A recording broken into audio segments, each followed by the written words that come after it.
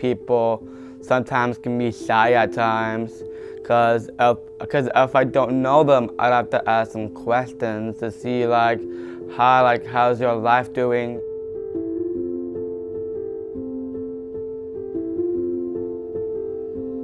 A barrier to genuine connection would be empathy, trust, and caring, because if you don't have empathy for someone else, you really can't get to feel what they're feeling and really understand what they're going through, and you don't have that bond or connection that you would if you really cared what they're going through. One of the reasons why some people have trouble joining friend groups, not even people with disabilities, it's just some of the reasons is because they're just so sheltered by adults, and they don't really understand how to have conversations with people their age because they're just surrounded by adults their whole life. I think that our country is still in survival mode today. COVID, even though we had this moment in COVID where everyone came out and we were all just creating connection across the world and across continents and across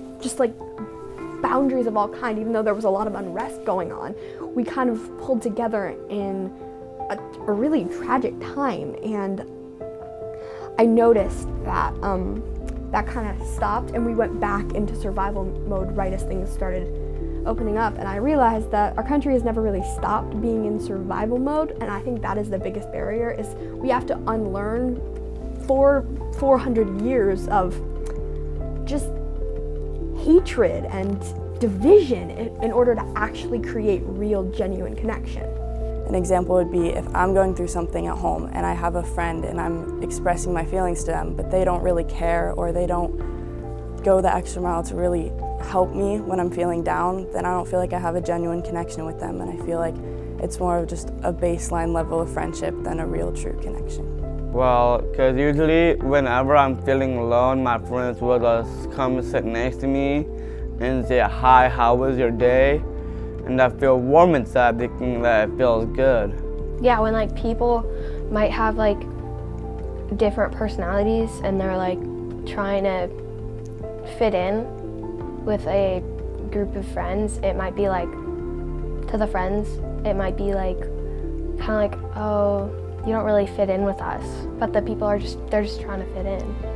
Just, be kind to them and just try and have fun and make the best of the situation, and just, I don't know, I just do it. It's it honestly feels so good to just reach out to someone who's different from you and just create a bond in a way that it just makes you feel so good about yourself, and the other person, you just feel so happy for them. I'm a fun guy to hang around. I'm a very funny guy. I'm a very smart guy.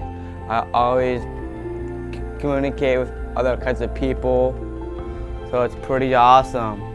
And there was this girl who was in my choir class the first week of school, and she goes up to our very established friend group. We got inside jokes. We know everyone already, and she's trying to talk to everyone, and I don't really want to talk to her, and I feel bad because she's trying to make friends, but it's just hard because there's just this new person trying to break in, and it feels like they're trying to break things down, but they aren't, and I know they aren't. It feels unnatural. My aunt uses this metaphor. Connection is a ribbon, and I only can pick out 50% of the ribbon, but I need you to pick up the other 50%, and together we will meet and we will work to create something amazing and something that's unique to us. And one of the ways to make deep connections is if you're both being your true self, and you can feel comfortable doing that. A lot of things with being your true self along with that is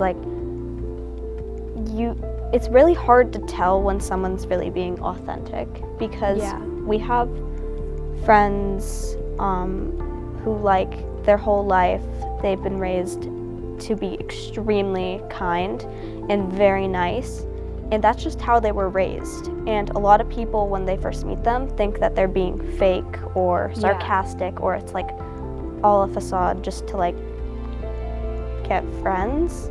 Yeah, I think to really create the connection with someone that's different from you, you follow their lead, and if you say hi to them, they don't talk back, and you just kind of do what works, and you try and be nice and accepting to who they are. And the more and more you interact with that person, and the more that you just adapt to how they are, the stronger the connection gets. Some people say like, hi, can we be friends? And then I would say, yes, of course, I want to be friends with you. And then I create a strong bond together, and that stretches out. And then go out to like 5 years from now, and like still be good friends together. Probably live in the same dorm in college, probably. Be the one.